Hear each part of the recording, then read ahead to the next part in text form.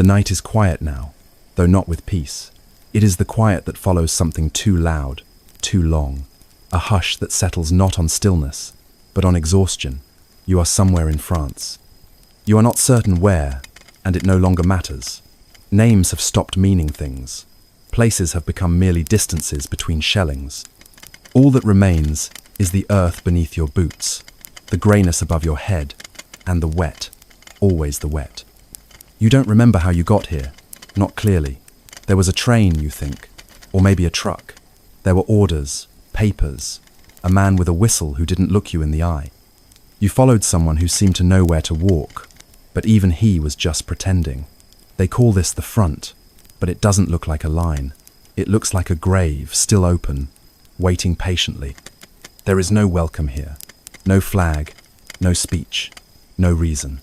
Only the scent of manure and damp wool, old smoke and fear, long since dried into the walls. The sky is overcast, not dramatically, just permanently. Even the light has forgotten how to be full. You are tired, but you have been tired for so long that tired no longer means what it used to. It's something else now, something deeper. A kind of weight inside your bones, like you've been poured full of mud and asked to keep walking. Your boots are soaked through, your fingers feel numb, your breath is short. You haven't spoken in hours. No one has. The silence isn't awkward, it's accepted. Language is expensive here, and there's nothing worth spending it on. You were told war would be swift, noble, something clean and painful and brief. But this war is not that. It is slow. It is endless. It is not made of battles and charges, but of waiting. For something to begin, for something to end, for orders that don't come, or worse, that do. You wait in line. You wait in mud. You wait for the sound of a whistle you dread, and the silence that follows even more. And in the waiting, things change. Time stretches. Thoughts dull. You start to forget pieces of yourself. Your voice. Your name. The sound of home. At night, you dream of walking without squelching, of air that doesn't sting, of food that smells like food, and not like history's leftovers. But even your dreams are quieter now, more careful, afraid of being noticed. The trench is not just a place, it's a presence. It wraps around you, presses into your ribs, makes itself part of your posture. It's damp, cracked, loud, and yet somehow muffled. It breathes with you. It watches. You don't fight it. You can't.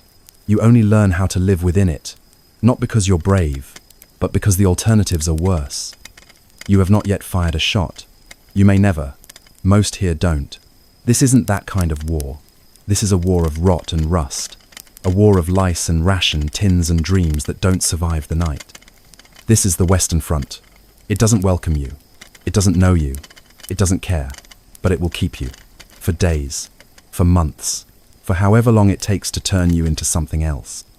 So breathe in if you must. The air is heavy, metallic. You'll get used to it, or you won't. Either way, the trench will continue. Sleep if you can. If not, simply lie still and listen to the world.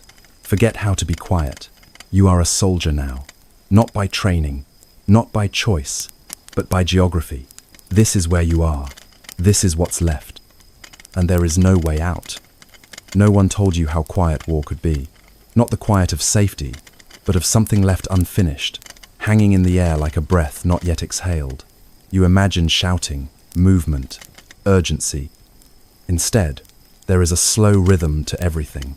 Men move like they are underwater, heavy-limbed and hollow-eyed. They do not rush. Rushing invites mistakes. Mistakes invite death. Your pack is too heavy and somehow still missing things. Your boots are too tight but offer no support. Your helmet shifts when you turn your head and the chin strap scratches at your neck. These are the details that consume your mind now. Not courage, not purpose, but the simple, persistent discomforts that will never leave you alone.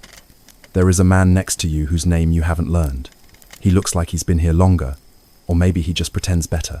His face is streaked with mud, but it's dry older than yours, more settled. He doesn't talk.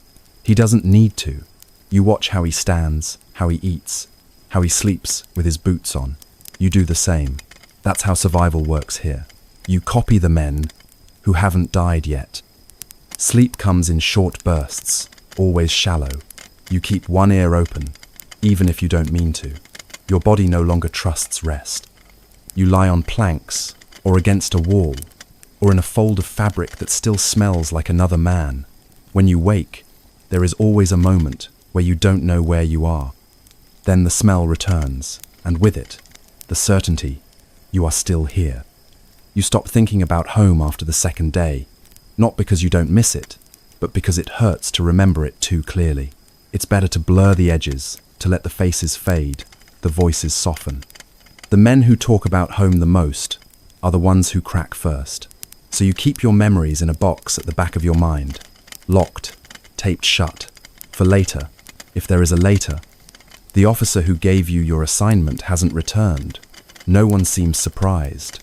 Orders are passed down like rumors, vague and contradictory. You were told to dig, then to wait, then not to move past the second barricade, then to move past it and wait again. No one questions it out loud. Questioning is a luxury for men with choices.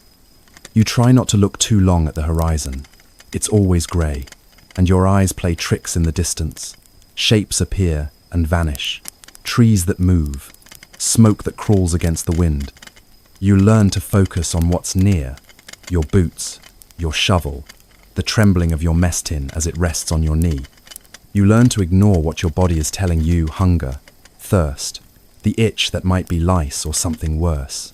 You become less of a person, more of a presence. There is no point in counting days. Time is not your own. You are fed when the food arrives. You sleep when it's quiet enough. And you move when someone stronger tells you to. The sun rises, but there is no morning. It sets, but there is no night. Just variations of light and damp, and the knowledge that somewhere nearby, something is dying. You are not alone, but it often feels that way. The men beside you are close, sometimes touching, breathing the same thick air, but they are far inside themselves, like you. Each carrying his own silence, his own list of things he won't say. You communicate in gestures, in borrowed phrases, in the silent exchange of smokes and glances. You speak only when there is no other choice. And still, despite all this, you are not broken. Not yet. There is something inside you thin, flickering that resists. Perhaps it is stubbornness. Perhaps it is the refusal to become nothing. You do not call it hope. Hope feels too bright, too soft. But it is there, like a coal under ash, waiting.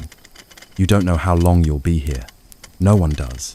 There are whispers of movement, of new offensives, of ceasefires and replacements. But they are always whispers. The only certainty is the trench. Its mud, its smell, its slow hunger. It holds you like something alive. Tonight, you lie still, not from comfort, but because movement feels like an invitation to notice too much.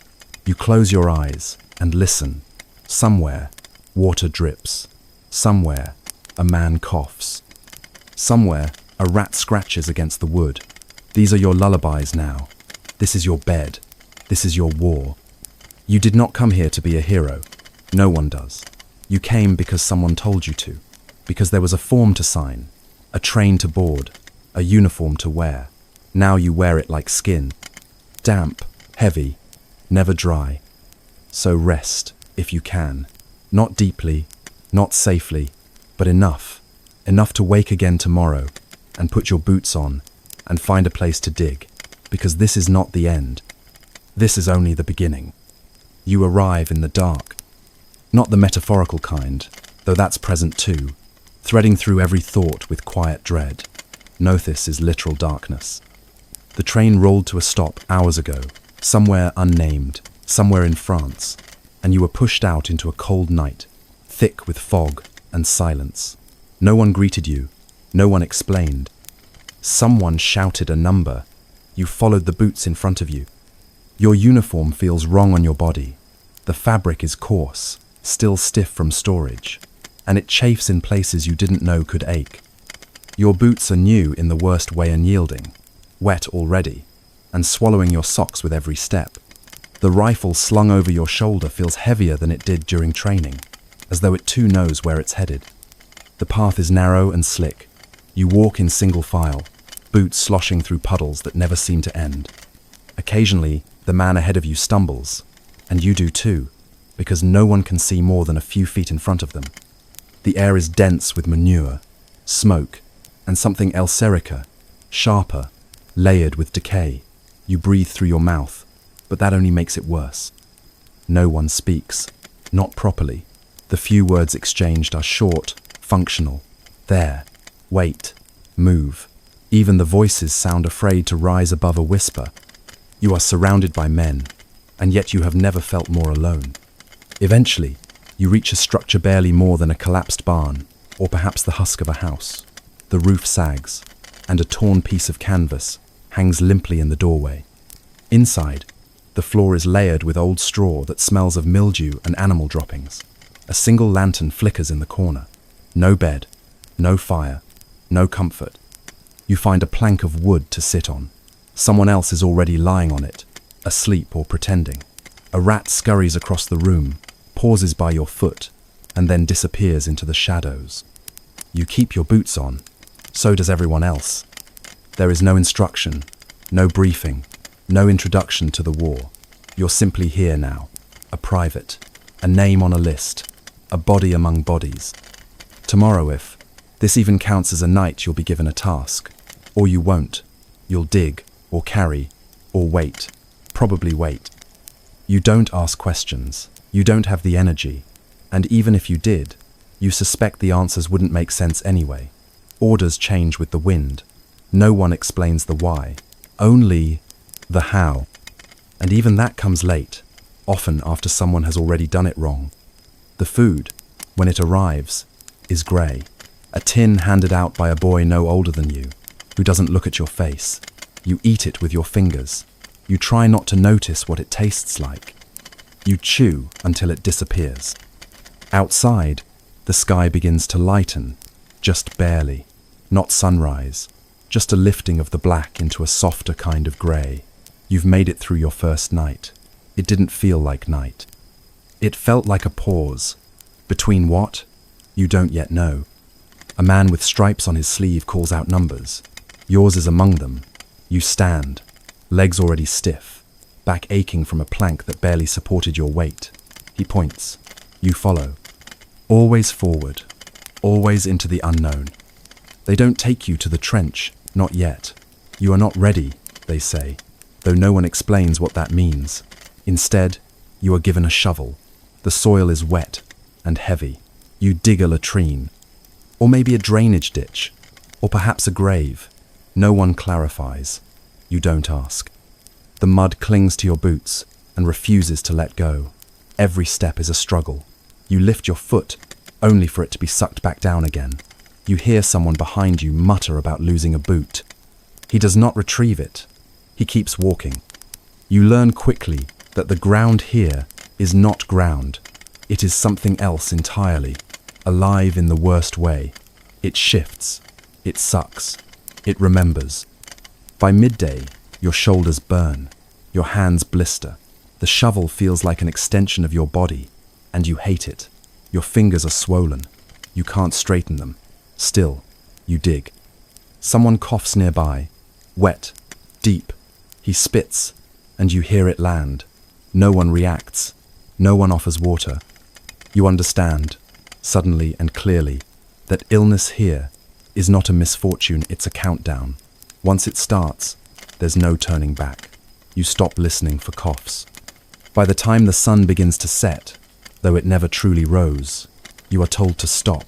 Your hands tremble, your back screams, but your mind is strangely quiet. There is no room left for thought, only motion. You eat again, something hard, something dry. You chew slowly, not because you want to savor it, but because you're afraid of chipping a tooth. You drink from your canteen. The water tastes like old metal and mold. You drink anyway. Then you sleep, or try to. The floor is wet this time. There's no wood, just mud and cloth and a rolled-up coat for a pillow. You curl on your side. You breathe shallowly. You don't dream. Not because you're too tired, but because you're starting to forget how. The next day comes without warning. Light creeps into the barn through holes in the roof. Someone shouts your number again, and you rise, knees stiff, boots already damp from the soaked floor. You slept, maybe. Or maybe you simply lost consciousness for a few hours. Either way, your body doesn't feel rested, just stalled, like a machine cooling between shifts. There is no time to wash, no place to go. You stretch in silence. Your back cracks. Your feet squish in your socks. Someone hands you another tin of food lukewarm, greasy, dense. You eat it because not eating feels like failure. You know now that food isn't for pleasure or even strength.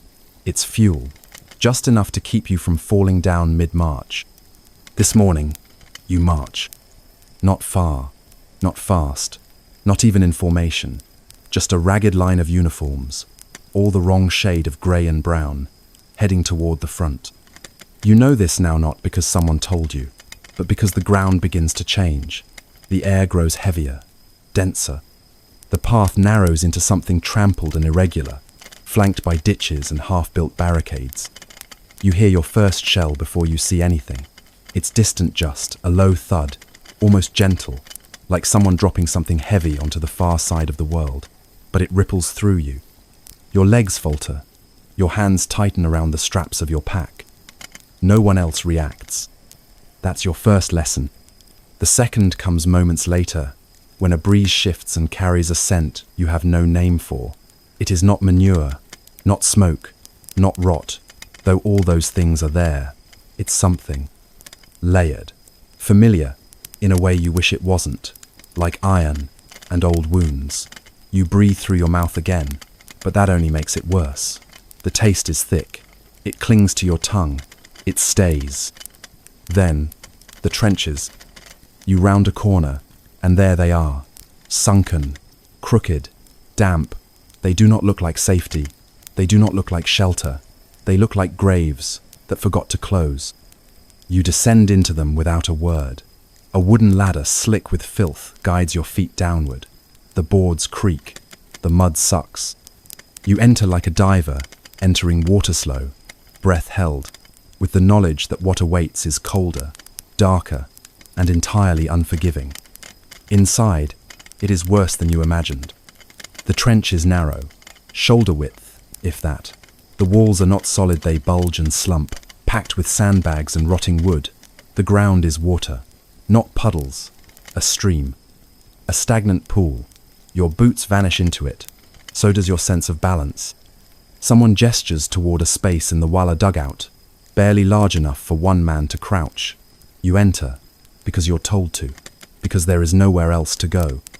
The man next to you has no expression. His face is coated with mud, except where tears have cut silent trails down his cheeks. He's not crying. That was earlier. Now he just waits. You sit, your knees pressed to your chest. You try not to touch anything, but everything touches you. There is a routine, you're told. Though routine is generous. You stand when told, dig when told, eat when told. You do not speak unless necessary. You do not complain. You do not cry. Later, when the sun has retreated entirely, you are told to take watch. You don't know what to look for. No one explains. They simply point toward the parapet and hand you a periscope. You climb, you peer.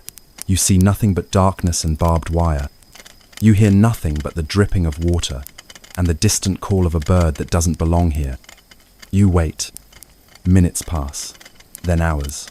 Your feet grow numb. Your fingers twitch. You try to stay alert, but your thoughts begin to spiral slowly at first, then faster. You think of home, of voices you haven't heard in weeks, of names you can't afford to remember. You think of what lies beyond the darkness. You wonder who waits on the other side. Then you hear eat a cough. Not yours, not near, far, but human. You flinch. You lower the scope. You wait. Nothing follows. The darkness holds. When your shift ends, you climb down. You return to your hole. You don't speak. You simply curl into yourself. and try to be smaller than the cold. Someone near you sobs quietly. Another snores. A rat brushes your leg. You don't move. You're too tired. In the morning, or what passes for it, you'll be told to dig again, or to run, or to watch another man die, and say nothing. Tonight, you simply exist. You are a soldier now, not because of training, not because of rank, but because you came here and you stayed, and there is no going back. The trench does not welcome you. It does not offer shelter, only containment. A slit in the earth where men are placed not to be safe, but to be hidden. From bullets, from gas, from whatever waits just over the horizon. It is not a defense. It is a delay. You learn this quickly. The walls are never dry. Water seeps through from every direction, above, below, the sides. You are surrounded by rot, by mold, by decay that has become the natural scent of this narrow world. The floor is not ground, not really. It is mud, soft and thick and clinging. It remembers every footstep and refuses to forget. You walk through it anyway. You have no choice. Your boots fill with it. Your socks dissolve in it. The skin on your feet begins to change. It whitens, cracks, peels. You ignore it. Everyone does, until it's too late. The boards meant to keep the water out have rotted. The sandbags meant to reinforce the walls have burst. You try to repair them, sometimes, but the mud laughs and then swallows your efforts whole. At night, you do not sleep. You drift. Your body rests in pieces. Your legs sag. Your eyes close. Your thoughts slow, but there is no rest in the trench. Only intervals. A few minutes between the shellings. A brief lull in the coughs and muttered prayers. You lie still. You do not toss or turn. Movement wakes the others. Movement invites attention. You curl up, pull your coat over your ears, and hope the rats do not crawl across your face tonight. Rats. They are the true residents here. Not visitors, not pests. They own the trench. You've seen them fight over a corpse's eye socket. You've watched one carry off a man's biscuit as he stared, too numb to react. They are huge, bold, fearless. They are not afraid of you. You are afraid of them. Your day begins when someone kicks your boot.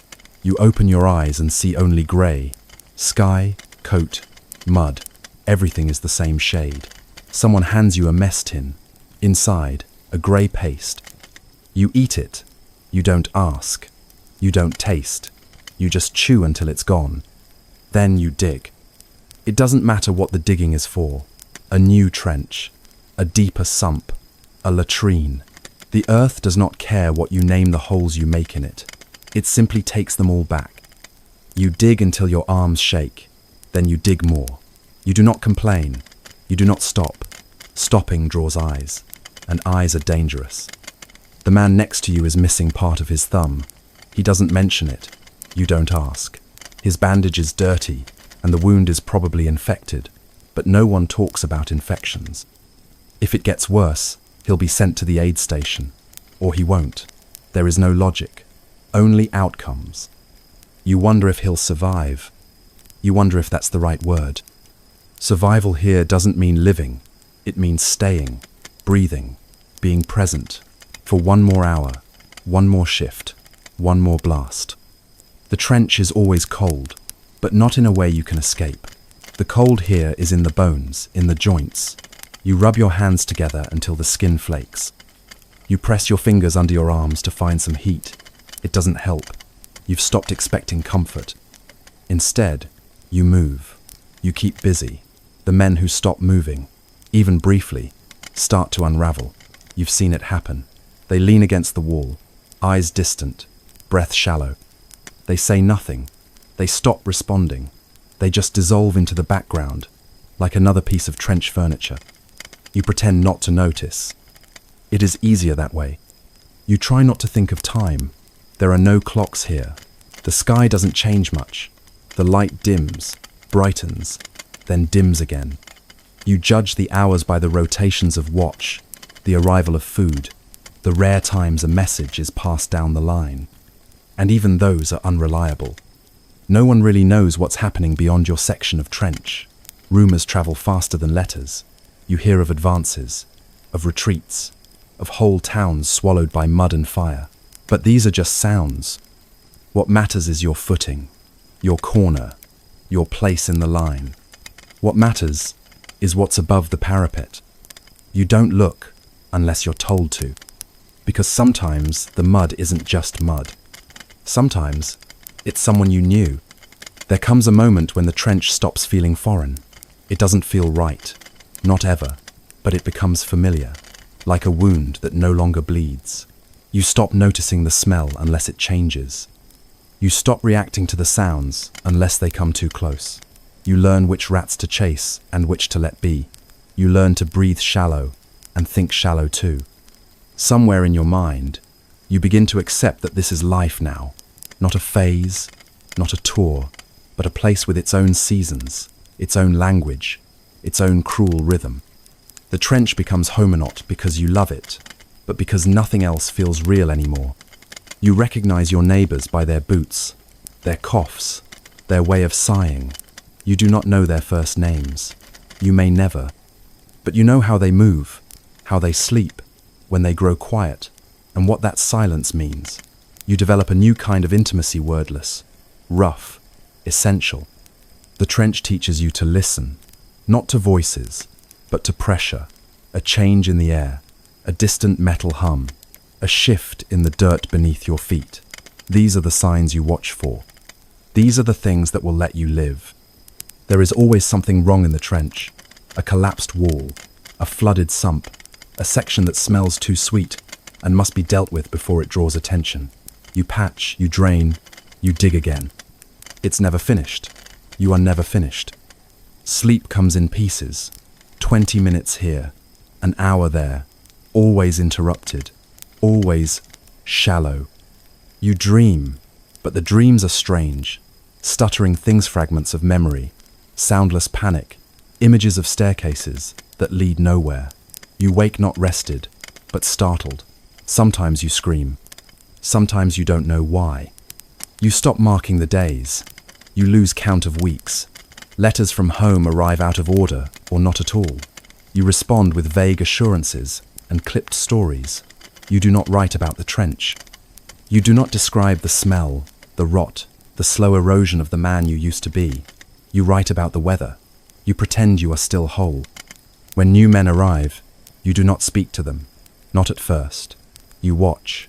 You let them stumble, make mistakes. You do not help unless it is necessary. They must learn quickly or not at all. The trench will teach them, or it will take them. Sometimes, someone breaks. You see it in their eyes before they speak. They go too still, or they start talking to themselves, or they cry and do not stop.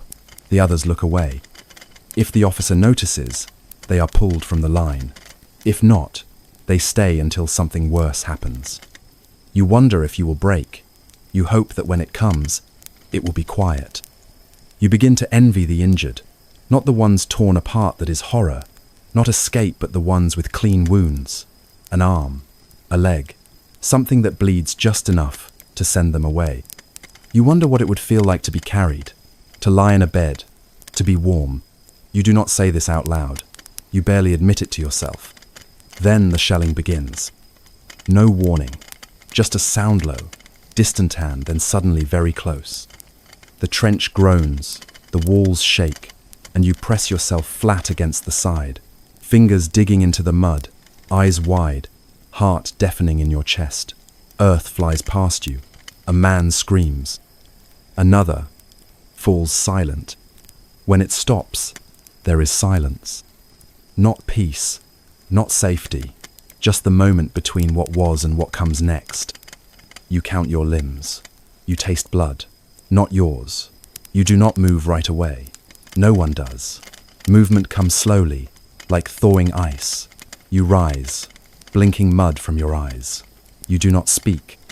You cannot. You return to what you were doing before, repairing a step, cleaning your rifle, eating a biscuit, because there is nothing else, because there is no higher meaning, no crescendo, just survival again. And somewhere in all of this, you realize something you did not want to know. You have adapted. You have become what the trench demands. Not brave, not fearless, not even numb, just present. And that is enough. The days settle into a rhythm, not a comforting one, but one you learn to follow because it is the only constant in a place where logic has been drowned in mud. There is no sunrise, no true morning. Light merely shifts, and so the day begins not with ceremony, but with the sound of boots in water and a tin mess kit being banged against a shovel. You wake not because you are rested, but because someone else needs your spot. Sleep is not yours. It is shared, borrowed, brief. You rise, bones cracking, spine stiff from hours curled in angles not meant for the human body. You stretch without hope of comfort. Your coat is still wet. It has not been dry since the first week. Breakfast arrives in a bucket. It is warm, grey, and indistinct. Some call it stew. Others do not give it a name. It tastes of metal and dust, and something slightly sweet, which you try not to think about. You eat it slowly, not because you savour it, but because chewing is something to do with your mouth when you have nothing left to say. Water is more precious than anything else. It arrives in barrels, sometimes full, often not. You do not ask where it comes from. You drink quickly and do not waste a drop. You learn to collect rain in your helmet. You learn to let the thirst wait until you are sure it is safe. The day is filled with tasks. Not all of them make sense. Some are clearly pointless, moving supplies from one section of trench to another, only to move them back the next day. Digging a hole, only to fill it in again. But tasks give shape to time, and time needs shape here. You clean your rifle, again. You scrub rust from a bayonet that you hope never to use. You polish a button that no one will see. These things are not for appearance. They are acts of resistance. A way to remind yourself that you are still a person, not just a name on a casualty report waiting to be written. Nights are longer than days. The cold seeps deeper, and the sounds grow sharper. Night is when your ears do most of the work. Every creak of wood, every shift of earth, every cough becomes a possible threat. You listen more than you breathe. There are two kinds of watch. The first is quiet, long, and uneventful. You stand just beneath the parapet, peering through slits or a periscope, watching for movement you'll likely never see. Your mind wanders. You imagine walking home. You remember your mother's hands. You wonder if the bread shop on your street still smells the same. Then there's the second kind. The kind where a flare goes up and the trench is lit like a wound. The kind where bullets follow the light and men fall before they can curse. You press yourself low. You wait. You pray not for salvation, but for the flare to burn out quickly and the shooting to stop before your name is added to the silence. Food comes again, maybe once more before night fully claims the sky. It is usually cold by then. The carriers are late, or too few, or have been redirected by orders that change mid-sentence. You do not complain. You eat what you are given. Bread that flakes like old paper. Cheese that smells of foot and oil. Meat that may not be meat. Still, it fills you. Still, it keeps you standing. And that is all you ask of it. Sleep is not scheduled. It is scavenged. You sleep in half uniform, boots on, rifle close. You curl against a wall that leaks. You share warmth when you can, when it is not too shameful. You pretend you are alone when someone next to you cries in his sleep. You pretend you don't hear the things whispered just before dawn. Letters arrive, sometimes. Folded paper, smudged ink. You read them by candlelight, or not at all. Some speak of harvests, of babies born, of lovers waiting. Others do not come. You tell yourself that means nothing. The post is slow. It does not mean they have forgotten. When you write, you lie. Everyone lies. You say you are well. You say the food is good, the trench dry, the men brave. You never mention the rats, the coughing, the way your fingernails have started to peel back from your skin. Because what is the point? Truth does not travel in letters. Only hope does. The hours stretch long, but they are not empty. There is always something. a trench wall to reinforce with rotten planks and sagging sandbags, a stove to relight with damp fuel, and fingers too cold to strike a match, ammunition to carry down duckboards that no longer keep the water out. You do these things without comment, without thought. The work does not change, but somehow you do. Your body grows smaller inside your uniform, not in size, but in presence. You learn to take up less space, to move quietly, to avoid attracting attention. Not because you fear punishment, but because you fear notice. Invisibility becomes safety. There are moments when the absurdity rises up around you like steam from a puddle. A rat steals your last biscuit. A man recites a joke while tying off the stump of his leg. A crate of boots arrives, all for the wrong foot. You laugh, not because it is funny, but because not laughing feels like giving in. The smells become your calendar. Fresh manure from the supply mules in the morning, boiled tea leaves at midday, wet wool in the afternoon, burning rations at dusk.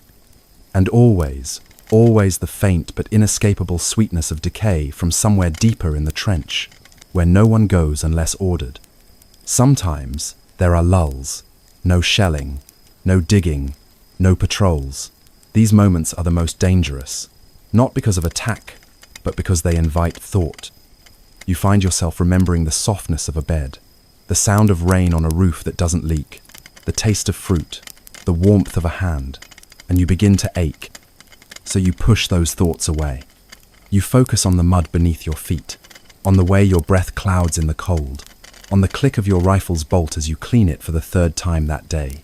You occupy your mind with maintenance, not of the trench, of yourself.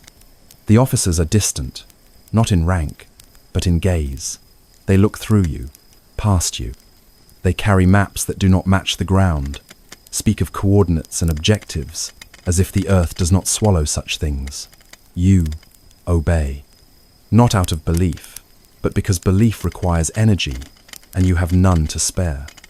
On some nights, you're sent on wiring parties, out past the trench, into no man's land, with coils of barbed wire and hammers wrapped in cloth. You move like smoke, silent, barely seen. You work quickly, breathing through your nose, every heartbeat a warning. Sometimes you make it back, sometimes someone doesn't. No one says their name. No one asks where they went. The trench has no room for ghosts. And when the shelling returns, as it always does, you do not panic. You brace, you count, you pray again, in your own way, not to a god, but to the physics of angles and luck. You survive by inches, by seconds, by the thin fortune of being 2 feet to the left when the wall collapsed. Afterward, you help dig out what remains. You do not cover your nose. You do not close your eyes. You do not flinch. You retrieve helmets. You carry boots. You return to your corner. You light a cigarette with shaking fingers and say nothing, because there is nothing to say. Only the next task, the next hour, the next step. Some men write poems. Others carve initials into beams with knives. One draws maps of cities from memory, over and over, on scraps of cardboard. You do none of these things. You watch. You wait. You listen to your heartbeat and marvel that it still beats. And at night, when you lie down once more, knees drawn to your chest, rifle laid beside you, you count backwards from 100. You do not always reach 0. Sleep comes like fog, quiet, creeping, grey. You do not resist. It doesn't happen all at once. The unraveling is slow, gentle, even. A soft fraying of the person you used to be, as if the trench were not content to wear down your boots and coat, but your sense of self, too. You don't notice it right away. At first, it's just forgetting what day it is, then forgetting whether you've eaten, then forgetting the name of the man who sleeps beside you every night. You stop reacting to the cold, not because you've grown stronger, but because the sensation has become meaningless. Pain dulls, softens. Hunger becomes a background noise. Fear becomes routine. You don't feel brave. You don't feel much at all. And that, perhaps, is what scares you most when you stop being scared. There is a man you once knew in another trench section. You remember him telling jokes, always with a grin, even when the rain was falling sideways. One morning you see him sitting alone, helmet off, staring at a patch of dirt. His lips are moving. No sound, no expression. The next day, he's gone. No one explains. No one asks. He simply dissolves, like steam in cold air. You begin to recognize the signs. A man who flinches at nothing. A man who blinks too often. A man who laughs too loudly at things that are not funny. The trench holds many of them. You avoid their eyes. They are mirrors you'd rather not look into. One night, the man beside you starts crying in his sleep. Not sobbing, just a slow, quiet weeping, like a faucet left dripping in an empty room. You do not wake him. You do not speak of it in the morning. You simply hand him a piece of bread that you saved, and he nods without looking at you. The rituals help, the small ones. Cleaning your boots, even if they'll be covered in mud again within minutes. Folding your coat, sharpening a pencil you have not written with in weeks. These are anchors, things you can control, in a place where nothing else bends to your will.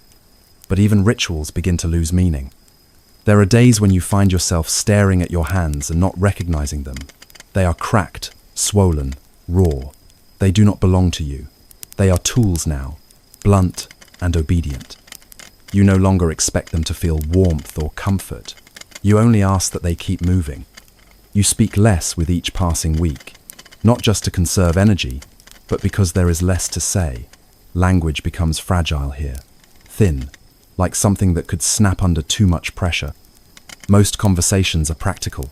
Movement, food, watch rotations. You don't ask about dreams. You don't talk about what comes next. Because next is uncertain. Next is dangerous. You begin to forget your own voice. And then, somehow, you adapt. Not by choice, not through strength, but through surrender. Not surrender in defeat, but in necessity. You give in to the rhythm of it. The trench becomes your world. The mud, your ground. The dripping, your silence. The explosions, your heartbeat. You learn to read the silence, the way it shifts before a barrage, the stillness in the air before a charge, the subtle tremor in the earth that tells you something heavy is coming. You feel it in your spine, in your teeth. The trench teaches you to listen with your body. You stop flinching when shells fall nearby. You stop looking up when flares burst overhead. You stop covering your ears. The sounds are no longer shocks. They are markers. You categorize them. Incoming. Outgoing. Too close. Far enough. You learn to wait, to hold your breath, to disappear within yourself when danger passes overhead. You become good at being still. And in that stillness, you become something new. Not a soldier. Not really. That implies tactics, clarity, direction. You become a watcher, a digger, a waiter. You become one more fixture of the trench, like the beams, like the rats, like the broken rifles piled in the corner. You are no longer surviving. You are existing.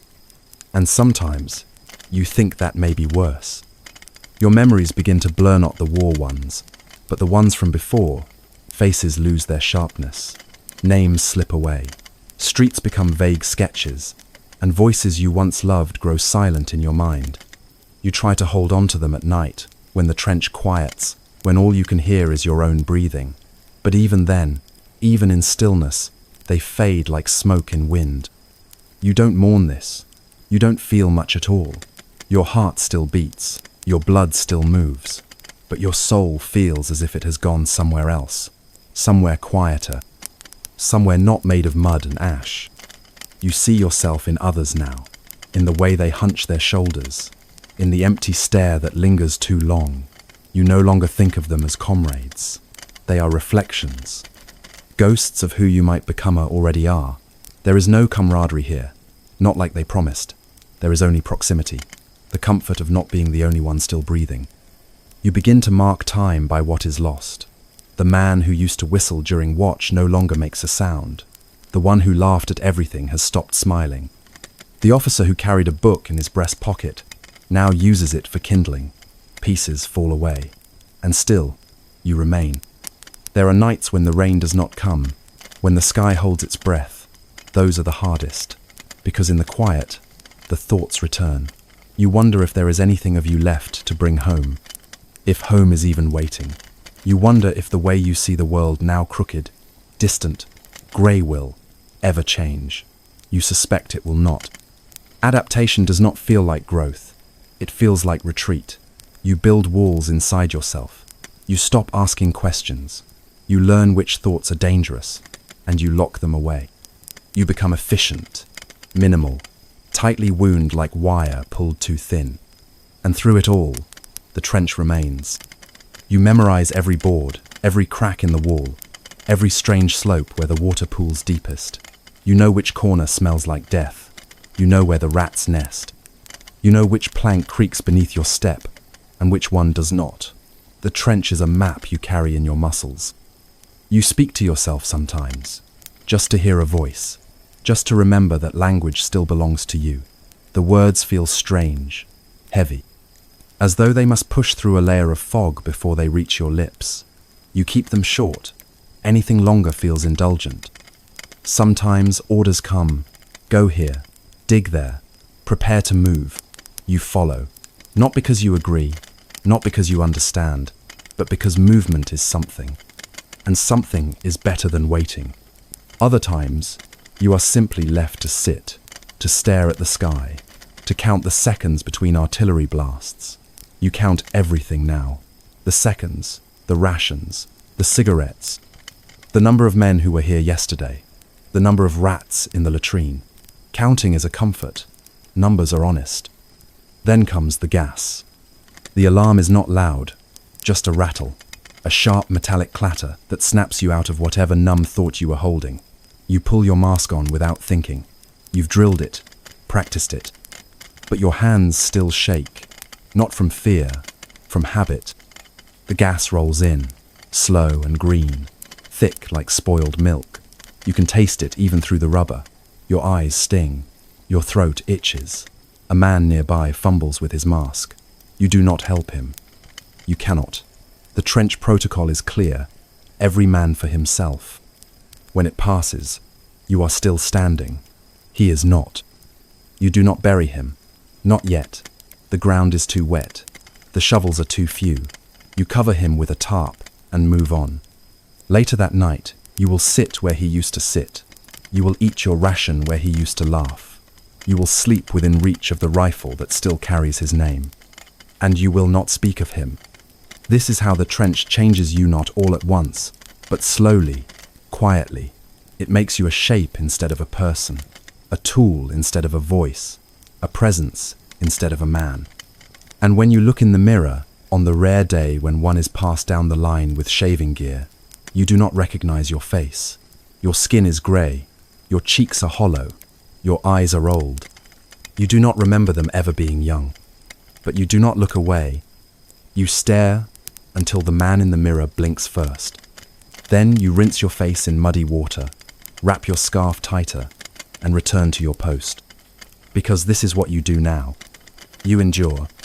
At first, it is the silence that terrifies you. Not the kind of silence that soothes. Not the silence of a snowy forest or an empty church. This silence hums. It presses in around you, thick and close. It comes after days of noise, so constant, so total, that you forgot the world ever had a quiet side. And then suddenly, the guns stop, and your breath feels too loud. You glance at the others. No one moves. No one speaks. The silence is not peace. It is warning. It is absence where violence should be. You strain your ears for something, anything. A shell's echo. A call. Even the flutter of a pigeon. Nothing. Your fingers tighten around your rifle. You learn quickly that there are patterns in the noise. The distant thunder of outgoing shells. The crump of their arrival. The whistle that never ends well. You learn the difference between high explosives and shrapnel, between rifle fire and machine gun bursts. You learn what kind of scream means flesh, and what kind means fear. You categorize them in your mind. You place them in rows like museum pieces. Noise becomes data. You believe, in your most desperate hours, that if you understand the sounds, they will not control you. But they always do. There is a rhythm to shellfire, a kind of cruel music. Sometimes it comes in waves, rolling forward with mechanical precision. Other times it stutters, like a drunken drumbeat, unpredictable and punishing. You try not to notice. You try to count the seconds between blasts, to find some pattern, but you are always wrong. When it begins, your body reacts before your mind does. You press yourself into the wall of the trench. You flatten your spine. You close your eyes not to block the light, but to contain your thoughts. You feel the earth vibrate beneath you, the breath of the world held tight in its chest. Then the blast. The shock wave hits first, shoving the air out of your lungs. The sound arrives after, enormous and total, filling every crack in your bones. Dirt showers down from the overhead slats. Your ears ring. Your jaw aches. You do not move. You have learned not to. Afterward, you rise. You brush yourself off, if there is anything left to brush. You check your boots. You reload, even if you didn't fire. You count the men beside you. You don't say their names, just their numbers, just a nod, still here, still breathing. You begin to hear the sounds even when they are not there. At night, when the trench quiets, the echoes return, not memories present, real, near. You flinch at a cough. You duck at a falling pot lid. Your body does not believe that silence is safety. It remembers the wrong silences, the ones that came just before something ended. There is a Boyatine, maybe who came in last week. He speaks often, too often. He hasn't yet learned the weight of silence.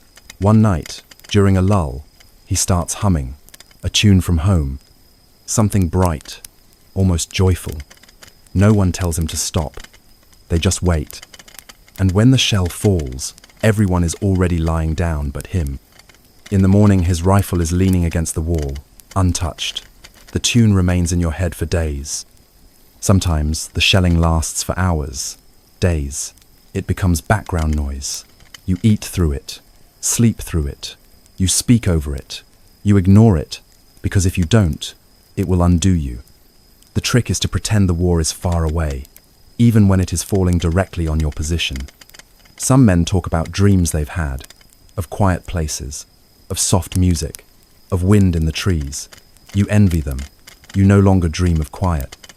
Your mind replaces silence with static, with thudding, with high-pitched whines. Even in sleep, you cannot find peace. Your brain does not know what peace sounds like. One night, you are on watch when it begins again. You see nothing, only a flicker on the horizon. Then the sound one long whistle, almost delicateioned, the world tilts. The sky flashes white. The trench lifts beneath your feet, and suddenly you are somewhere else. Not unconscious, just removed. You hear ringing, nothing else. No shouts, no blasts, just a high, constant note, like a violin held too long on one string. You blink, dust and light. A shadow moves past you. Your mouth is open, but there is no voice. Eventually, your hearing returns, slowly, like a tide creeping back across shattered rock. Your head throbs for days. Your hands shake. You forget words mid-sentence. The medic tells you it's concussion. The others call it shell shock. You call it your new normal. Because this is what the war does with sound. It makes it into something that lives inside you. Not memory, but presence. In time, you begin to crave the noise. Not the terror it brings, but its clarity. When the shells fall, you know what to do. You know how to crouch, where to lean, when to breathe. The sound becomes familiar, even welcome. It fills the emptiness. It gives shape to the hours. It tells you that something is happening, that you are still alive to hear it. The silence, by contrast, becomes unbearable. It stretches too far, makes too much room for thought. In silence, you hear your heart, your breath, the soft scrape of a rat's claws on wood. You hear your doubts. You hear the clock of your fear counting backwards. You feel time move, and you wish it wouldn't. There are moments rare, fleeting when you wish the barrage would return, not to harm, but to break the waiting, to fill the void, because the void is where madness lives. Not in the blast, but in its absence. You begin to assign meaning to sound. A high whistle means shells. A low thump means mortars. A burst of short cracks means rifles. Too close. A fluttering echo means machine gun fire from the left flank. You listen like a blind man reads. Braille each. Vibration. A story. Each pressure. A warning. You can even tell which direction the guns are facing now. You've memorized their tone. You can tell how far a shell has landed, not by sight, but by the way the dirt shifts beneath your knees. You joke about it with the others. Quiet jokes, tired jokes, but jokes that carry a strange pride, as if, by learning the language of destruction, you have survived it. And yet, not all noise comes from war. Sometimes it comes from within. The coughing is worst at night, a chorus of rasping chests, of lungs strained by weeks of damp air and no rest. You hear it rise and fall like a tide, each man trying to muffle the sound, ashamed of being heard. You cough too. You try not to. The effort makes your ribs ache. You hear footsteps behind you and do not turn. You recognize the pattern. You know who it is. Sound replaces sight. Sight is a luxury, hair-blurred by fog, blocked by walls, stolen by dirt. But sound is constant. It becomes your map, your memory, your sense of space. Even your own voice becomes strange to you. It is hoarser than you remember, lower, slower. You speak only when needed. Words are precious. Too many of them spoken in too few days, and something in you starts to fray. So you listen. You learn to hear emotion where speech has stopped. The scrape of a tin against a spoon that says a man has no appetite. The way boots land heavier after bad news. The crack in someone's breath before they cry. You do not respond. You only absorb. You become a chamber of echoes. And when the fighting ceases, when there is no shelling, no orders, no sound but the soft drip of water and the wind between sandbags, the silence is no longer neutral. It is hostile, because by then, you have changed. You've learned to exist in rhythm with violence. You've synchronized your heart to the cadence of explosions. You've allowed your breath to match the stutter of the machine guns.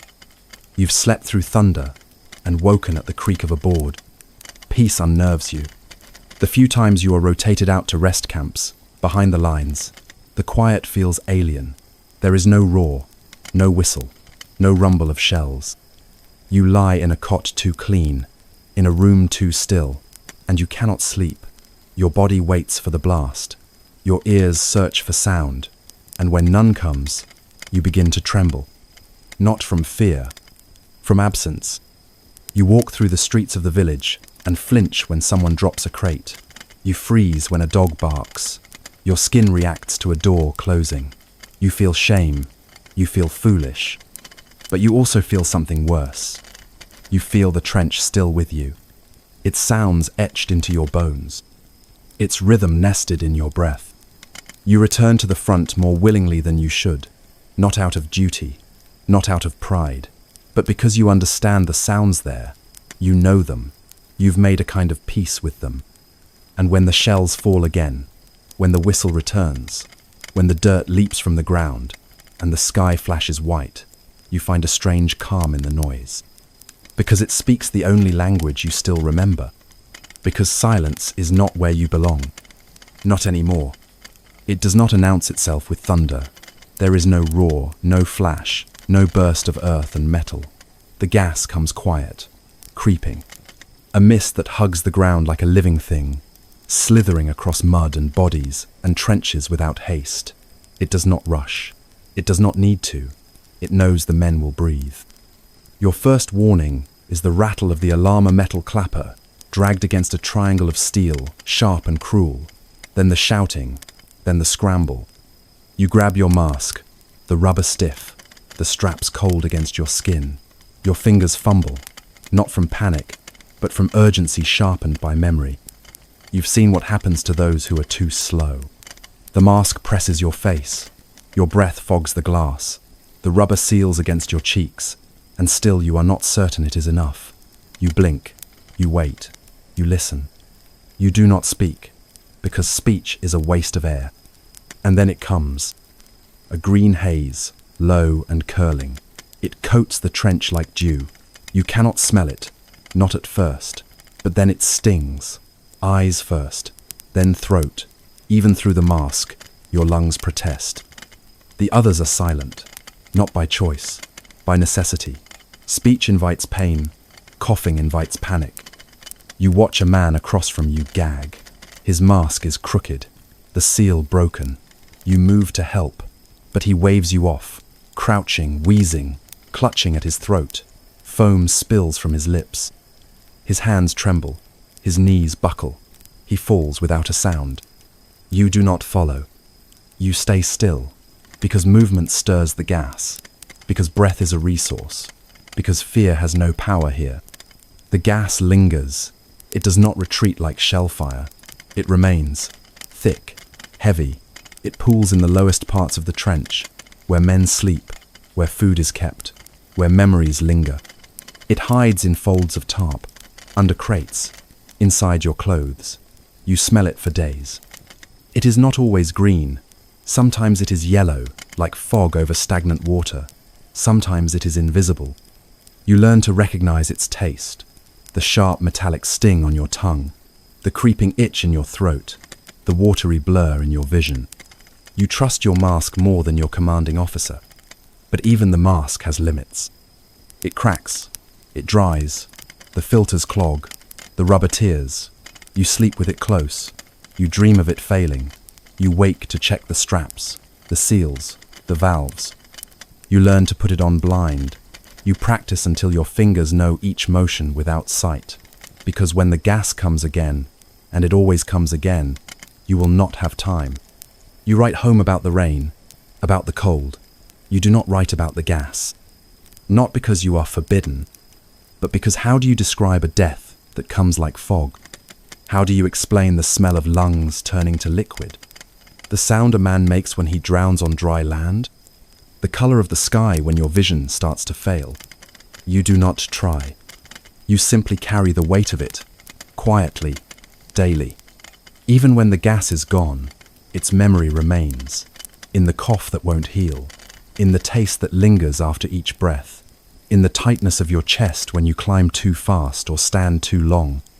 The doctors call it damage. You call it survival. Some men stop wearing masks, not from bravery, but from resignation. They breathe deep. They walk slow. They smile faintly when the alarm sounds. You do not speak to them. You already know their story. There are new gases now, with new names. You do not bother learning them. Their effect is the same. Pain, panic, weakness. You focus instead on the signs, the cloud, the color, the sting.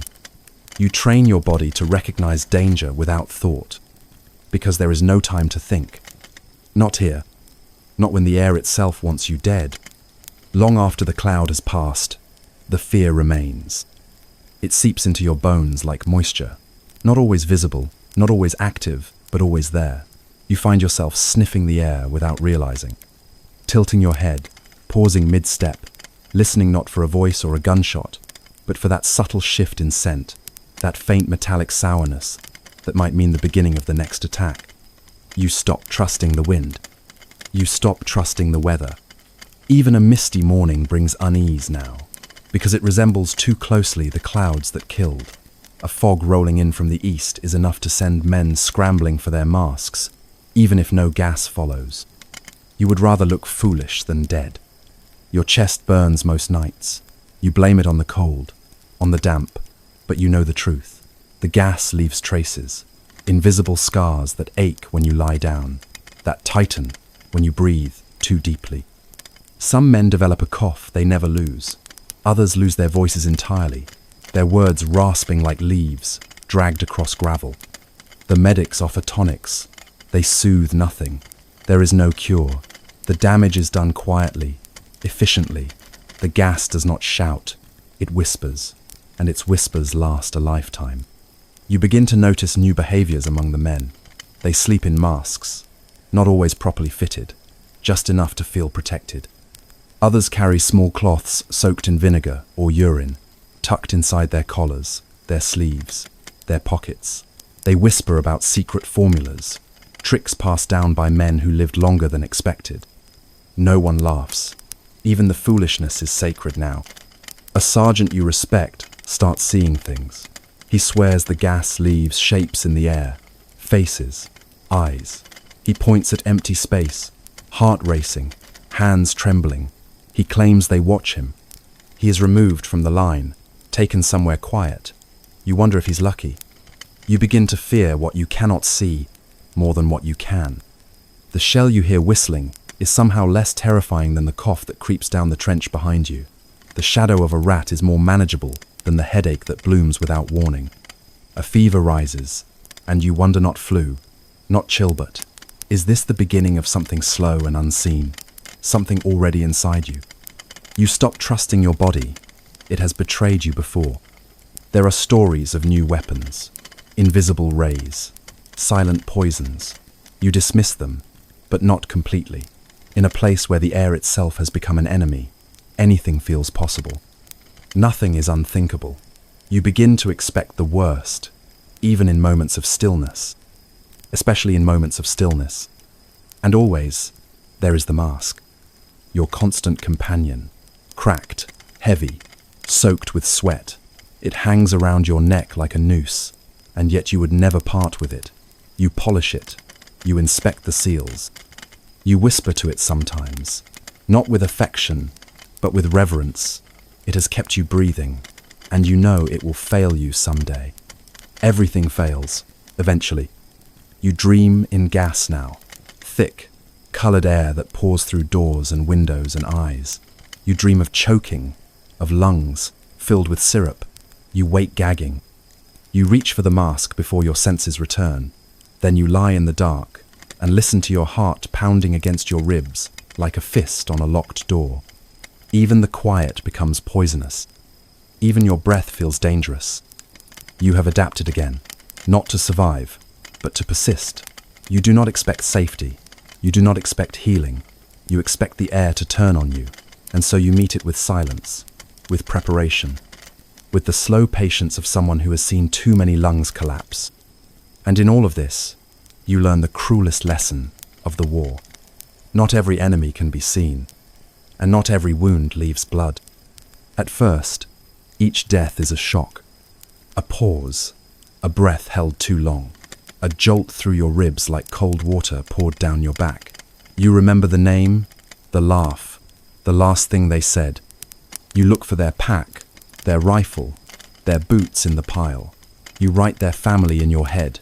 You carry their face for days. But the trench does not stop for grief. It moves forward, relentlessly, and you are swept along. The second death hits harder not because it is unexpected, but because it is not. You realize then that death is not a guest here. It is not an interruption. It is part of the routine. As common as the rations, as present as the rats, it slips into the corners and waits patiently. And then you lose count. They fall beside you, in front of you, behind you, some quickly, others slowly, some loudly with screams and panic, others quietly, their breath trailing off like mist. You watch. You help when you can. You look away when you cannot. Sometimes there is time to bury them. Sometimes there is not. You learn to dig fast, shallow, respectful when possible. You cover the face, if you can. You mark the grave with a scrap of wood, if the ground allows. Other times, you lay them where they fell. You cover the body with a tarp or a coat, or nothing at all. You learn to step over them without flinching. The first time you do, something inside you whispers shame. The second time, there is only silence. You no longer ask for names. You no longer read the letters left behind. You no longer search pockets for keepsakes to return. You leave them as they are, because you fear what carrying too much of the dead will do to the living. You know now that grief is a luxury. It takes time, space, breath, none of which the trench can spare. So you grieve in fragments. in the way you linger too long over a can of beans you once shared, in the way you turn your head when a voice too familiar echoes down the line, even though you know he is gone, in the way you hesitate before taking his place on the firing step. There is a man who dies with his eyes open. You close them, carefully, with 2 fingers. You do not know his name. You do not remember his face from the days before. But you know he did not deserve to die with the sky staring back at him. You find yourself speaking to the dead. Not in mourning, not in madness, in recognition, a nod, a word, a touch. They are still part of the trench, just quieter now. You step around them like you would a sleeping man. You do not forget them. You simply carry them in a different way. There are days when the death toll is light only 1 or 2. Those are the easy days. You feel guilty for thinking so, but you think it anyway. You cannot afford not to. You begin to recognize death before it arrives.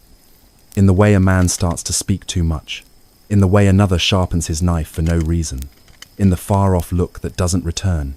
You see it coming. You do not try to stop it. You simply prepare. And when it comes, you nod. Not in indifference, but in understanding. Because death here is not tragedy. It is the echo of breath, the punctuation of routine, the only thing that moves faster than time. After a while, the faces begin to blur. You remember them less as individuals and more as moments. One sang before sleep. One had a crooked tooth. One laughed too loudly when the shells fell. Their names slip away, replaced by fragments. Their voices fade, replaced by silence. Their presence becomes a shape, a space in the trench where someone used to be. You tell yourself this is a kindness. To forget is to survive. To remember, everyone is to drown. But sometimes the forgetting feels like betrayal. There is a corner of the trench that smells like tobacco and grease. You pause there every time you pass, because that's where he used to sit. You don't say his name. You don't tell the others. But you remember, in the smell, in the silence, in the shape of the space he left behind. There is no ceremony for the dead, no prayers, no songs, only the briefest pause, the shift of weight, the tightening of jaws, then the return to duty, because the trench does not stop. The war does not wait, and you are still breathing. You learn to read the silence, the difference between the quiet of rest and the quiet of absence. When a man stops coughing, you listen. When his footsteps cease, you know. The trench teaches you to track life by its echoes and to mourn by its vanishing. Sometimes you find things. A letter half written, a sock repaired by hand, a locket with no photograph inside. You do not take them. You leave them where they fall. They are not yours. They do not belong to the living. There are graves beyond the wire, small, scattered, marked by helmets or crosses made of bayonet and stick. You pass them on patrol. You do not speak. You simply walk, eyes forward, breath shallow. Each one is a reminder, not of death, but of what it leaves behind. You begin to feel hollow, not sad, not broken, just empty. Like something inside has been spent and not replaced. You still function. You still obey. You still eat, clean, dig, shoot, but the movements are rote. Your hands act while your mind drifts. You live in fragments, in repetition, in routine. Sometimes you wonder if grief is hiding somewhere deep inside you, waiting, gathering, a flood behind a gate. You fear what will happen when it finally breaks. You fear too that it never will, that this numbness is permanent, that one day the war will end and you will step into a world of color and sound and light and feel nothing. You try to hold on to something, a voice, a smile, a word, but they slip from you like water through cracked fingers. One morning, a boy is brought in, barely 16. His boots are too large, his eyes too wide. He asks where to sleep. You point without speaking. He nods. That night, he dies. Shellfire. Instant. You do not know his name. You do not ask. You bury him with the others. And then you move on. because there is always another trench, another man, another silence waiting to be filled, another death waiting to be forgotten. You write slowly now, not because your hand is stiff or your fingers numb, though both are true, but because the words come with effort, as if each one must be drawn from a well long since run dry. You sit on a broken crate with your knees tucked close and your paper balanced across them, a stub of pencil clenched too tightly in your fist, the paper already damp from the ever-present moisture in the trench. Around you, the world is quiet in its own way, low voices, the distant thud of something falling, the persistent drip of water that finds every seam in your coat. But inside your mind, there is only the silence of memory and the weight of all the things you cannot say. You begin your letter as you always do, "Dear Mother," or "My dearest," or sometimes just a name. You write it slowly, not because you've forgotten, but because you want to feel it. The way your fingers curve around the letters, the way the name sounds in your mind, the way it ties you to something far from this place. Then comes the next line, "I am well." You pause. Your lips press together. You stare at those 3 words. You consider erasing them, crossing them out, replacing them with something else, something truer. But in the end, you let them remain. Not because they are accurate, but because they are necessary. Truth has no place in these letters. There is only comfort. There is only the lie that helps someone else sleep. You write of the weather. The sky was clear today. We saw the sun for a moment. It warmed the back of my hands. You do not say that the trench flooded again last night, and that you spent 3 hours standing in water up to your thighs. You do not describe the way the mud pulls at your legs, like it wants to keep you. You do not mention the man whose body surfaced near the sump, half uncovered by the shifting muck, or the way his face was eaten away, not by time, but by things that move in the dark. You write instead about a bird you saw real, or imagine its wings flashing above the wire. You say it reminded you of the birds back home, even though you no longer remember their names. You say the food is good, that the stew was hot, that the bread was fresh, that you had tea in the morning. You do not say that the meat came from a tin marked with a date 2 years old, or that the biscuits crumble into dust, or that your stomach has not felt full in weeks. You do not say that your gums bleed when you brush your teeth, or that your breath smells of rot. You say you are eating well. You say you are strong. You say you are not afraid. You talk about the other men. You say they are kind, brave, funny. You share a story, usually an old one, or something borrowed from someone else. You say one of them told a joke, or sang a song, or danced in the mud. You do not say that 3 of them died last week, or that their names are already fading from your memory. You do not say that sometimes, when it is too quiet, you think you hear their voices. You do not say that you have stopped learning new names, because it hurts less when they disappear. You sign the letter carefully, your name, sometimes just initials, sometimes a small message, "Send my love," or "Tell them I'm safe," or "Don't worry." Then you fold it. You smooth the creases with your thumb. You place it in the pouch meant for such things. And you sit there a while, staring at your own handwriting, wondering what it would feel like to read this from the other side. You imagine your mother's hands opening the envelope, her eyes scanning your words, her face softening. You hope it brings her peace. You hope she believes you. You hope she doesn't know how much you are hiding. There are letters you do not send. Letters you write in your mind, at night, while staring at the rotten beams above your head. You write them to no one, to the sky, to God, to the man you buried last week. You tell them the truth in these letters. You say you are tired. You say you are changing. You say you no longer know who you are when you are not carrying a rifle. You ask questions you don't want answered. You confess things you cannot forgive yourself for. These letters have no paper, no ink, only breath, only silence, only the echo of your thoughts in a place that no longer feels like the world. Sometimes, others ask you to write for them. A man with a wounded hand, a man who never learned, a man too close to the edge. You write what they tell you, and sometimes you do not write all of it. You leave out the things that would only bring pain. You edit their thoughts into something gentler. You smooth the corners. You remove the blood. You hand them back their words like bandages. And then, sometimes, a letter comes for you. Folded carefully, wrapped in string. It smells of home, of something warm. You read it slowly. You savor it. You try to feel it. But often, the words feel distant. Like they belong to someone else. They speak of gardens, of rain, of family dinners. They ask when you are coming back. They say they miss you. You read the letter twice, then a third time. Then you place it inside your coat, where it rests against your chest. You tell yourself you are not crying. You tell yourself it is just the cold. But the words linger. They are the only truth you still believe in.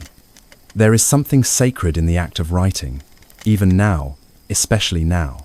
In a world ruled by mud and blood and orders barked through the din of shells, writing becomes one of the last private things. A ritual untouched by war's machinery. When you write, you are alone again. You are not a soldier. You are not a name on a list. You are simply a voice, trying to carry across the distance that the war has not yet fully destroyed. You begin to notice that the letters you send are getting shorter, not because you have less to say, but because the space between your thoughts and the paper has grown wider. What was once easy now takes effort. You write, then pause. You consider your words. You weigh them against the cost of truth. You strike through sentences not because they are false, but because they are too real, too raw, too dangerous. You learn to protect those at home from what you have become. There are men who never write. You understand them more as time passes. It's not always that they have no one left to write to, though many don't. It's that the act of reaching across that chasm becomes too painful. The page becomes a mirror, and they do not like what they see. You've seen one man tear up his letter before finishing it. Another burned his, slow and silent, the flames licking up lines never meant to be read. Sometimes silence feels safer, but silence is its own burden. When you do not speak, your thoughts turn inward, folding in on themselves like wet cloth. And so you write not to inform, not to explain, but to preserve the fragile thread between yourself and the world outside the wire. You write because it reminds you that there was once a world with mornings and streets and rooms with doors that closed.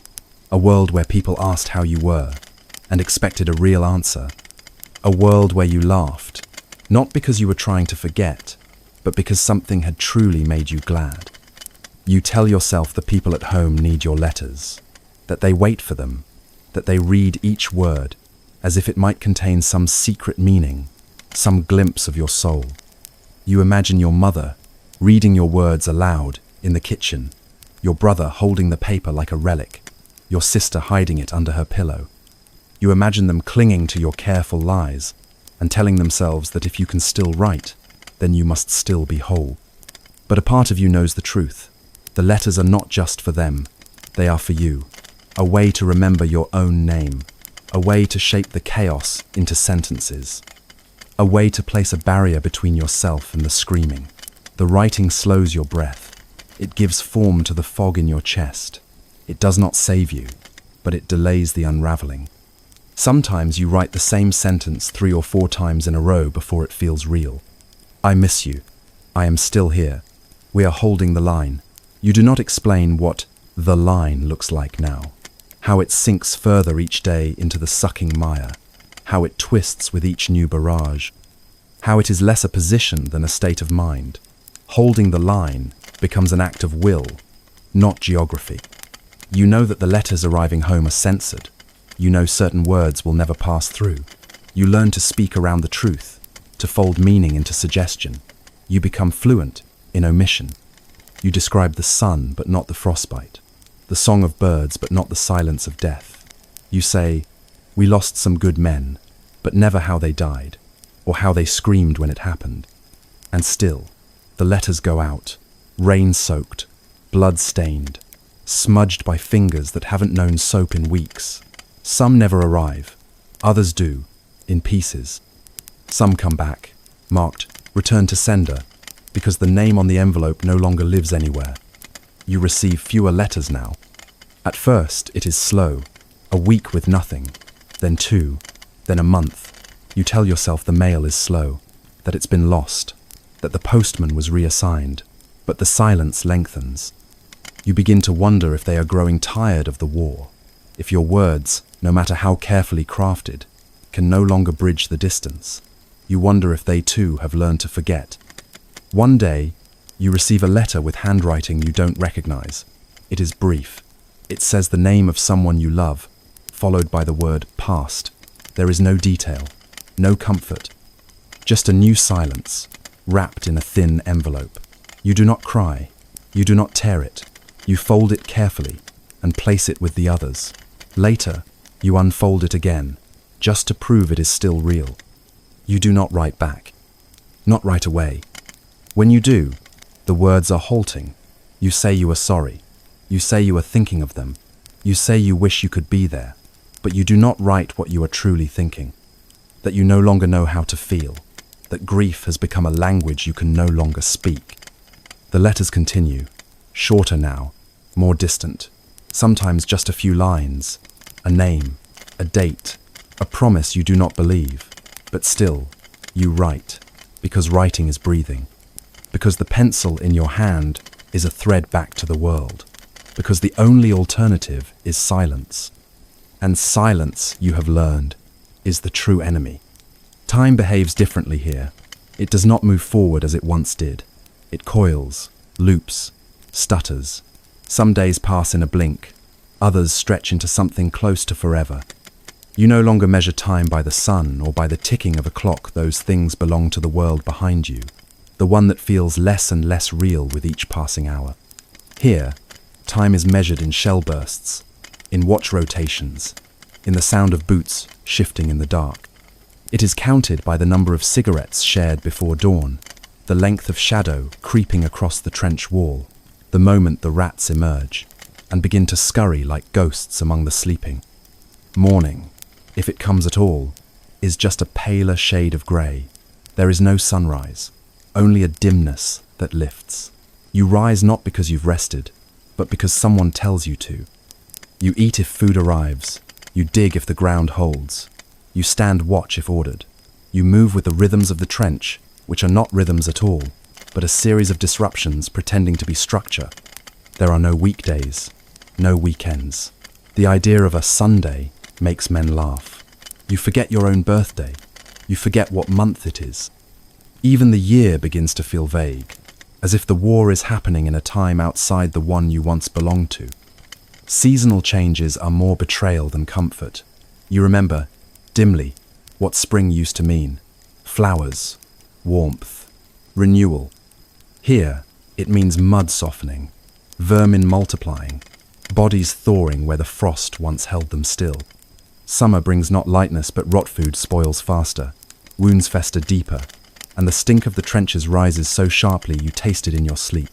Autumn is indistinct, a slow descent back into cold. Winter sharpens everything. The frost makes fingers brittle. The wind cuts through wool like paper. Water in your boots turns to ice before morning. And still, you endure. You try to mark time in other ways. A scratch on the stock of your rifle. A notch in the wooden slats near your bunk. A tally of days without shellfire. But the marks blur. You lose track. The notches mean nothing after a while. They become decorations or warnings. Time blurs memories too. At first, you remember clearly the face of a man you shared a laugh with, the way the mud clung to your coat the first night, the particular sound of a distant explosion.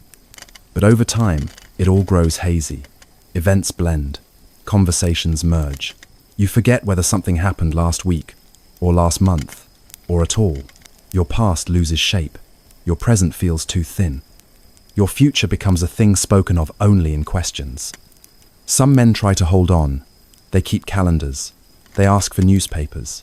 They mark feast days, holidays, anniversaries. But the dates feel hollow, meaningless. Christmas arrives, and the only gift is silence between barrages. Easter passes, and no one speaks of resurrection. The calendar is a game of pretend, a map drawn on water. Dreams come, but they are not anchors. They do not bring clarity. They confuse. You dream of things that make no sense.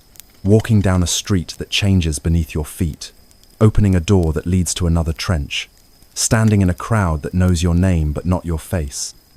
Sometimes you dream of home, but it has changed. The rooms are smaller, the people speak in riddles. You wake, feeling not comfort, but dislocation as, if even in your sleep, you do not belong. And when you try to think of how long you have been here, your mind resists. You remember the day you arrived, but after that, there is only noise, only cold, only the repeated motion of lifting, carrying, waiting. You suspect it has been months, perhaps longer. You ask no one. They wouldn't know either. And even if they did, you're not sure it would matter. You begin to wonder if time is something you have to earn back, if the world beyond this place continues without you, or if it is paused, waiting for your return. You fear the former, you hope for the latter. But deep down, you suspect that when the war ends, if it ends, you will not step back into the world as it was. You will step into a future that forgot you. You will be a man from a different calendar, one that measures time in things that never happened. In the trench, you do not age in years, you age in layers. Each season adds one, each death another, each wound, visible or hidden, carves a mark that the calendar does not acknowledge. You become older than your father, older than the commanders, older than time itself. Because here, time is not linear, it is sedimentary. It settles in layers of silence and ash. And when someone asks what day it is, you do not answer. Because it doesn't matter. Because the days do not matter here. Only that there is one more. And that you are still in it. Night no longer feels like night. It is simply a different shade of darkness. There is no true end to the day. No real transition. A slow dimming. A shift in tone. The lanterns are lit, if oil can be found. A candle may flicker in a dugout, a faint orange echo against wet walls. But most nights are swallowed by shadow. The trench becomes a place of silence and blind familiarity. You know its shape by memory, now the curve of the path, the height of the duckboards, the particular angle of the step near the latrine. Your body learns to navigate in absence, to feel instead of see. And yet, even as the light disappears, you do not sleep. Sleep is not what it once was. It comes in fragments, when it comes at all. An hour here, 10 minutes there, never deep, never safe. You wake often, heart racing, not because of noise, but because of what your mind whispers in the dark. You forget where you are, or worse, you remember exactly. The boundary between dream and memory is thin now, porous. Sometimes you wake convinced it is day. Sometimes you rise for watch and realize it is still the same hour you left behind. Time, like sleep, has become unreliable. The stars offer no guidance. You used to know their names. Now they blur. Their positions mean nothing. They do not show direction. They do not promise morning. They simply hang above the trench like witnesses, cold and eternal, indifferent. There is no comfort in their light, only distance. Voices sound different at night. Even familiar ones carry a strange weight, like echoes from another world. A man muttering in his sleep becomes a prophet. A cough in the dark becomes a drumbeat. You begin to hear things that may not be there, a name whispered, a footstep that doesn't belong. You do not trust your ears. You do not trust the dark, but you learn to live within it. Because there is no alternative. You start to forget things, not just names or days, but pieces of yourself. A favorite song, a street you once walked, the sound of your own laughter. You feel these memories slide away, like wet leaves in running water. You try to grab hold of them, to recite them silently at night, like prayers, but they resist, they vanish. You forget the faces of people who once mattered more than anything. You see a picture in your pocket and fail to place it. You say nothing. You pretend you remember. But inside, you feel the slow erosion of self. Others forget, too. You notice it in their eyes, the distant stare, the hesitation before a name, the way they repeat stories already told. You do not correct them. You let them speak. Because sometimes, forgetting is the only mercy, and because correcting someone else only reminds you how much you have lost yourself. There is no longer a narrative, no sequence. Life becomes a collection of moments, many of them the same: eating, cleaning, watching, waiting. A shell falls, a man dies, you dig. You reload, you nod, you sleep. Again, again, again. The days do not add up, they pile, like earth on a shallow grave. You write your name in the mud once, just to be sure it's still yours. You watch it dissolve in the rain. You no longer mark your age, you say the number if asked, but it feels borrowed, as if it belongs to someone who once resembled you, but has long since been buried beneath layers of mud and noise. Your reflection, if found in the surface of pooled water, startles you. The face looking back is older than time, younger than memory. You stop looking after a while. And still, the war continues. Not in great movements or sweeping changes, but in repetition, in stillness, in the way the same day arrives again and again, wearing slightly different weather. You begin to suspect that the world has always been this way, and you simply hadn't noticed. That before was the illusion, that the clocks, the calendars, the counting all of it was only pretend. What remains is sensation. Cold, hunger, pain, brief warmth, a shared word, the press of a blanket against your shoulder, the sound of rain on tin. These become your new markers. These are the signposts of your survival. And yet, somewhere deep within you, a small part resists. A part that clings to the memory of rhythm, of the sun rising not just to light the sky, but to begin something, of the sound of bells on a Sunday morning, of time as more than endurance. You do not speak of this part. You guard it, because it is fragile, because the trench has taken everything else, and you cannot afford to let it take this too. Not yet. Not while you still remember your name, if only when whispered in the dark.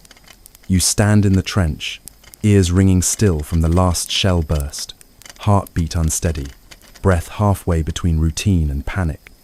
You know this moment has been coming, scheduled, dreaded. It is the attack, the advance, the ordered madness of war made physical. The lieutenant's voice carries through the trench, clipped and distant, but impossible to ignore. Over the top in 30 seconds. There is no drama, no flourishingly duty.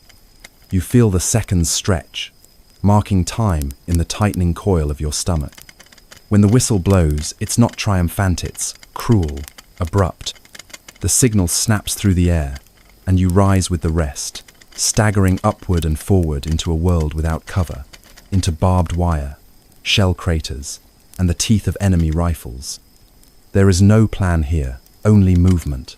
The ground heaves, mud sucks at your boots, sweat and fear mix into a single taste. You run because the men beside you run. You run because stopping feels like failure. You run because the air cracks with bullets, and the sky blooms in explosions that whiten everything before swallowing it. You follow the man ahead who seems to know where you're going. You keep your head low, rifle clutched tight. The line moves as one organism, though each of you feels separate, breathing, thinking barely. Shadows leap across the trenches as shells tear earth into the sky. The air smells like cordite and wet flesh. You see shapes unrecognizable until they collapse. You hear screams without turning your head, instinct overriding choice. Every step is measured by pain, the sting in your lungs from running through dust, the ache in your shoulders from lugging gear, the burning in your legs from pushing through mud that won't give way. Yet escape is impossibly not through flight, not through stillness. You move because inertia has become obedience. You obey because disobedience is chaos, and chaos means death. There is a point where the line fractures. You cannot see the men ahead. You cannot see behind. You are alone in movement, running, ducking, firing blind. You fire because the rifle demands it. You fire because the barrel feels alive in your hands. You fire because it makes noise louder than your own heartbeat. You do not see the target. You only know the motion, the purpose embedded by years of training now meaningless, except in the moment. Somewhere ahead, someone drops. Colonel? Private? It doesn't matter. The line shifts. You shift. You press forward because the order matters more than the man who fell. Because mechanical survival thrives over personal sorrow. Because to stop is to become the next casualty. And still you move. Over craters. Under barbed wire. You climb. You crawl. You sprint. You dive into a shell hole when the world explodes around you. You hold your breath. Press yourself against the earth. Count your breaths to 15, then 30. You wait for the ringing to fade. Then you rise again. You remember training. Drill. The corporal's command. Eyes, front, steady, loaded. You repeat it now, silently. A mantra to anchor your body. It does not guide your mind, it only keeps you moving. No one speaks. There are no shouts except commands. Foaming mouths release curses when things go wrong. A tangle in wire, a misstep in mud, a rifle misfire. Panic flares, but discipline snaps it shut. A single whispered command. Keep the line, and it ends. You reach the enemy wire. It stands like a cage, made to hold the living in place. You know men will die here, yet you move into it. You tear at the strands, crying out or silent. You climb through or under. You lose balance. Your leg tangles. You go down. You feel a boot land on yours. You fling it off. Keep going. Some men reach the trench. They lie across the lip and shoot into darkness before diving down. Others don't make it. A grenade rolls over a man's leg and he collapses screaming. Another goes still beside you, his face turned to the sky. You don't look. You keep moving. You reach the trench interior. Everything is enclosed in terror. Bodies stuffed into corners, ventilation gasping, wood splintered. It smells like sweat and death. You see bayonets raised, rifles firing blindly into dugouts across. You hear orders shouted. Secure hold, push them out. You obey reflexively. You pull a wire thrasher from your kit. You push it at anyone in your way. Your vision blurs with effort. You feel a weight shift as the trench holds, then falters. A scream the enemy, or ours you don't know. You jab again. You step forward. And then, a lull, a space. The line advances, reaches stability. Shells cease. Rifles grow quiet. You hear breathing. You hear rats scurrying. You hear someone moaning. Not orders, not commands, just survival. You don't know if you won. You don't know if you lost. You don't know how many died, how many lived. You only know you're still moving. You're still breathing. You're still standing, half crouched, rifle in hand, mud on your face. The order finally changes. Fall back to trench. You obey again. You run backward through chaos, carrying fear ahead of you. You retrace steps you took moments before, retracing blood and mud. You feel exhaustion like a weight on your bones. Your lungs burn. Your legs tremble. When you reach your line, someone hands you tea. You swallow it without tasting. You stand there, shaking, thinking of nothing, feeling nothing. Your breath does not return to normal. Your heartbeat does not slow. You feel the silence press in. Then, at last, you rest. Someone pats your back. The men around you exhale. The trench shifts. It lives again. Less motion, more waiting. Orders are silent. No one speaks about what happened, who died, who advanced. The trench holds that memory. You lower your rifle. You lean against the wall. You close your eyes for the first time since the order. You breathe. You let the weight of it settle. You are alive. That is enough. When the dust settles, you do not feel victorious. You do not feel anything. The world seems muffled, as if wrapped in thick cloth. Your ears buzz with a low, static hum. Your body, though upright, feels detached like something borrowed, barely responsive to the mind, buried somewhere within. You sit down in the trench and stare at the wall opposite you. The wood slats, the damp earth behind them. You notice the grain of the timber, the pattern of knots. You stare at it, not because it matters, but because it is the only thing in front of you that doesn't ask for something. Someone asks if you're all right. You nod without speaking. You don't know if it's a lie. There's blood on your sleeve, but you can't tell if it's yours. You wipe it off anyway. The fabric is still warm. You sit there, wrapped in your own silence, listening to the shift of boots, the shuffle of men returning. Someone coughs, someone sobs, someone laughs, but the laugh dies quickly. They say you gained 20 meters of ground. They say the position was strategic, that it cost less than it could have, that we held the line. The words mean nothing. The line held nothing. The line is not a wall or a place. It is just dirt, churned and emptied, bloodied and rebloodied. A line only because someone keeps calling it one.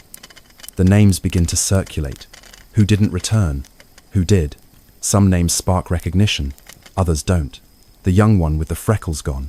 The one with the dog drawing on his helmet gone. You nod when the names are spoken, but you can't always remember their voices, their eyes. You remember, instead, how they moved, how they breathed beside you before the signal, how they flinched when the whistle blew. The trench returns to its rhythm, but it is slower now, cautious. Every motion feels dampened, as if the air is heavier. You clean your rifle, without needing to be told. You eat what's given. You don't taste it. You drink. You sleep in snatches, with your coat still on, your pack within reach, your boots wet and never fully removed. You wake more tired than when you closed your eyes. Your dreams are full of confusion, running through smoke, falling into pits with no bottom. A voice calling your name, but you can't see the face.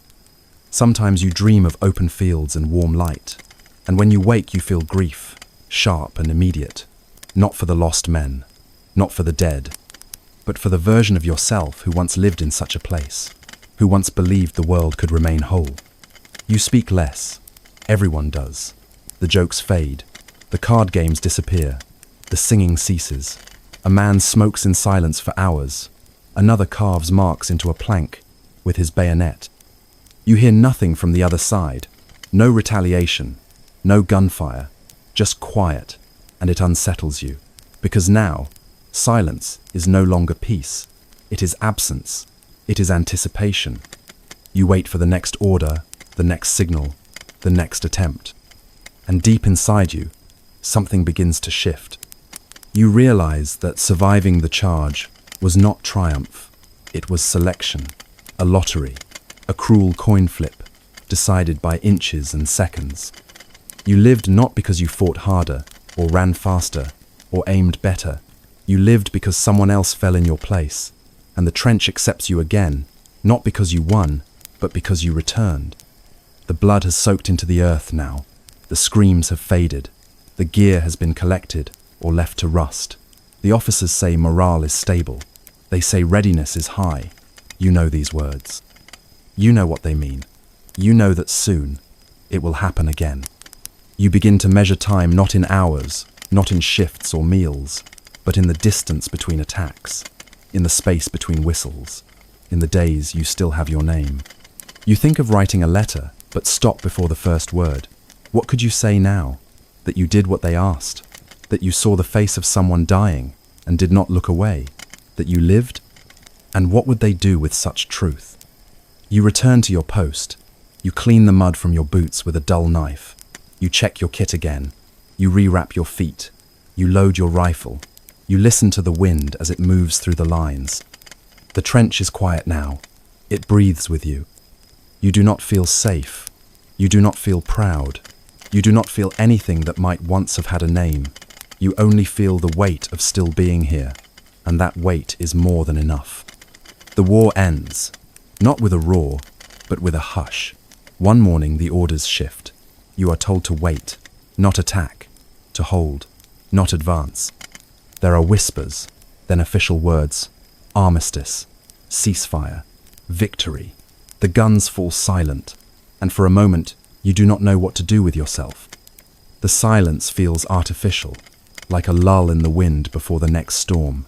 You wait for the next whistle, the next shell, the next scream, but they never come. And slowly, it begins to settle in. It's over. The line will not move again.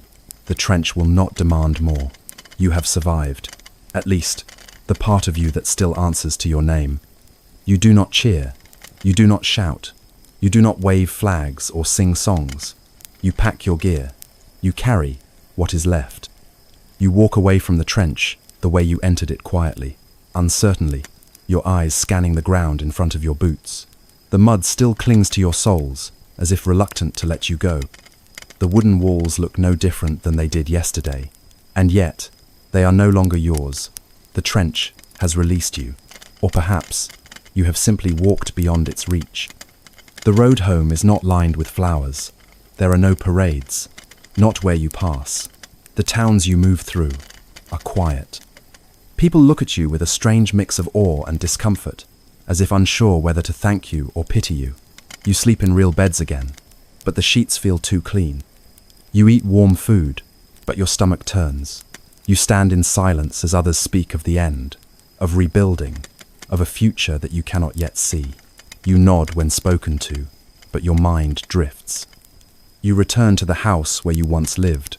It is smaller than you remembered. The air smells different. The rooms echo in odd ways. Your old clothes no longer fit, not just in size, but in meaning.